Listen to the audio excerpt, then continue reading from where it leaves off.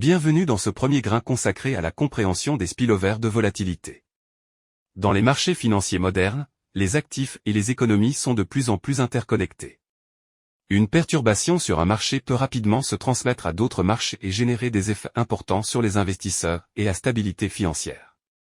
Dans cette première séquence, nous allons découvrir les concepts fondamentaux qui permettent de comprendre ces mécanismes de Avant de comprendre les spillovers de volatilité, il est essentiel de définir la notion de volatilité financière. En finance, la volatilité mesure l'ampleur des variations du prix d'un actif sur une période donnée.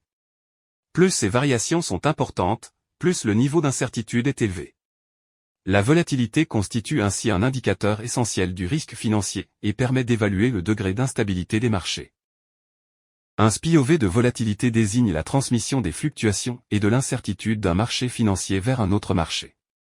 Lorsqu'un choc affecte un actif, un secteur ou un pays, ces effets peuvent se propager à d'autres marchés en raison des nombreuses interconnexions existantes. Les spillovers de volatilité constituent ainsi un mécanisme essentiel pour comprendre les phénomènes de contagion financière et l'évolution des risques à l'échelle mondiale. Les spillovers de volatilité existent principalement en raison de l'interconnexion croissante des marchés financiers. Les investisseurs opèrent aujourd'hui à l'échelle mondiale et réagissent souvent aux mêmes informations économiques et financières. De plus, la mobilité des capitaux et la rapidité de diffusion de l'information favorisent la transmission des chocs entre les différentes classes d'actifs et les différentes régions du monde. Ainsi, un événement local peut rapidement produire des effets à l'échelle internationale. Les spillovers de volatilité peuvent avoir plusieurs origines. Les décisions de politique monétaire prises par les banques centrales influencent directement les marchés financiers. Les crises financières, quant à elles, génèrent souvent des effets de contagion à grande échelle. Les événements géopolitiques, tels que les conflits ou les tensions internationales, peuvent également accroître l'incertitude sur les marchés. Enfin, le développement des cryptoactifs a créé de nouveaux canaux de transmission de la volatilité entre les marchés traditionnels et numériques. La crise financière de 2008 constitue l'un des exemples les plus marquants de spillover de volatilité.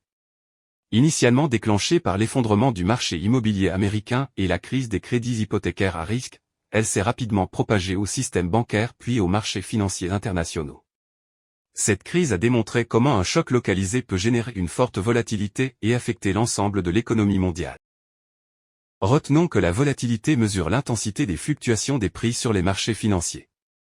Les spillovers de volatilité correspondent à la transmission de ces chocs entre différents marchés.